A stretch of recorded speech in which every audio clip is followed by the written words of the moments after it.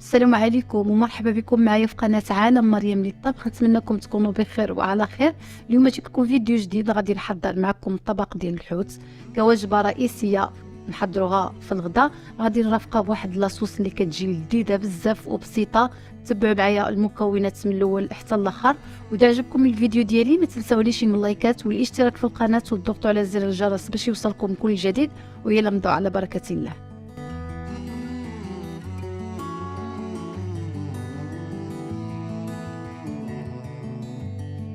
واول حاجه هنايا عندي الحوت اللي غسلتها ونظفتها وقطعتها فيلي.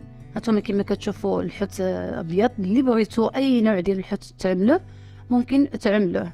نتوما كتشوفوا عندي الحجم صغير قطعته فيلي، زودت له ديك الشوكه الوسطانيه.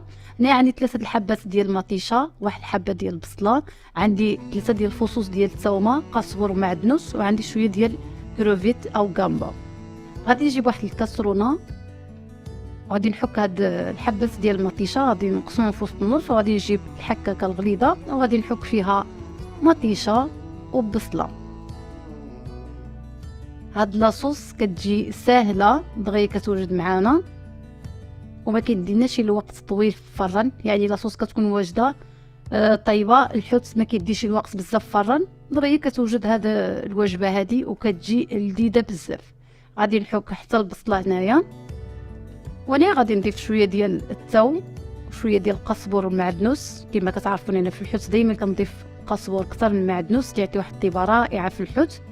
وانا ضفت شويه ديال زيت الزيتون، واحد نص معلقه صغيره ديال الابزار او فلفل اسود، واحد نص معلقه ديال التحميره، ونص معلقه صغيره ديال الكيمون، وهنايا رشه الملح على حسب الذوق.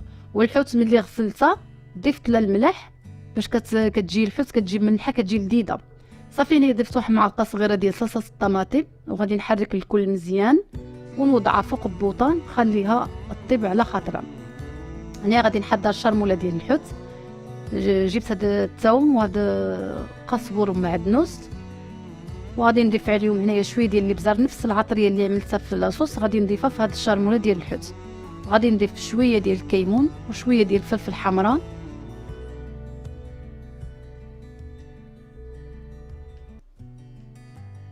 ونضيف عليهم شويه ديال زيت الزيتون، وغادي نعصر عليهم واحد نص ديال الليمونه او نص ديال الحامضه. هاد الشرموله ديال الحوت كتجي لذيذه بزاف. غادي نحرك هاد التشرميله مزيان،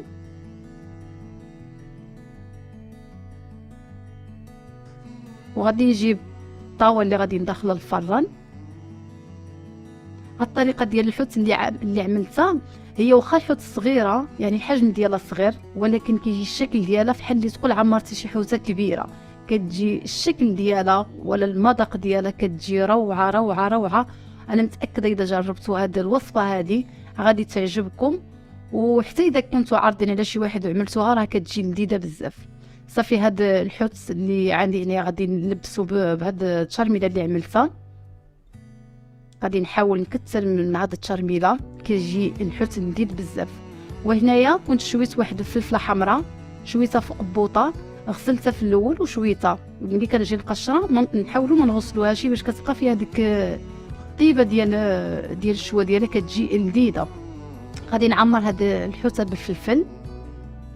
كل حوته غادي نضيف لها في الوسط ديالها الفلفل اللي قطعته شرائح رقيقه، وغادي نوضع فوق منها حوته اخرى على هاد الطريقه هذه كما موضح معكم في فيديو.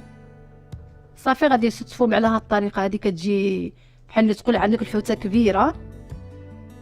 صدقوني غادي تجربوها وغادي تعجبكم بزاف. هنا عندي نص كيلو ديال الحوت، يعني ماشي بزاف، نص كيلو ديال الحوت، وعندي تما 500 غرام ديال الغامبا او كروفيت، يعني ماشي بزاف ديال الحوت. الطبق كيجي لذيذ بزاف. هنايا هانتوما كما كتشوفوا لاصوص ديالي طابت، ما ضفت لا ماء لا حتى شي حاجه، خليتها على نار مهيله طابت. وصافي غادي ننزلها هاد المول غير في الجوانب. غادي نضيف هاد لاصوص، غادي نحاول نوزعوها هيدا في المول كامل. وغادي نجيب هاد الغامبا او كروفيت، هانتوما كما كتشوفوا عندي كميه غير قليله، وغادي نوزعها فوق لاصوص وفوق الحوت كامل.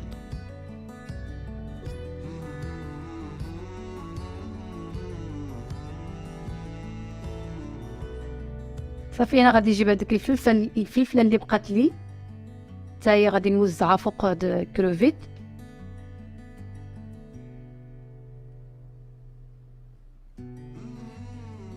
هاد الوجبه كتوجد بسرعه، ما كتدينيش الوقت، مره ما داتليش الوقت بزاف، وتا في الطياب ديالها ما غادي تدينا شي الوقت طويل. صافي انا ضفت ورقه ديال سيدنا موسى وزدت عليهم واحد الخويط صغيور ديال زيت الزيتون. صافي هنا غادي نضيف شويه ديال الزعتر، غادي نحك غير شويه ما بين يدي، يطلقنا غير نسيمه، ما نعملوش بزاف باش ما يمررش لاصوص. غادي نضيف هنايا شرائح ديال الليمون اولا ديال الحامض، وغادي نزيد واحد مزيوده ديال الحار. هنايا الفران ضروري يكون عندي مشعل من قبل، يكون الفران سخون. غادي نضيف عليه هنايا او نغطيهم بورق ديال الزبده وندخلوا الفران يكون مشعل من فوق ومن تحت. مده ديال الطهي ديالو ما داتليش اكثر من 20 دقيقه، ونخرجوه ونقدموه بالصحه والعافيه.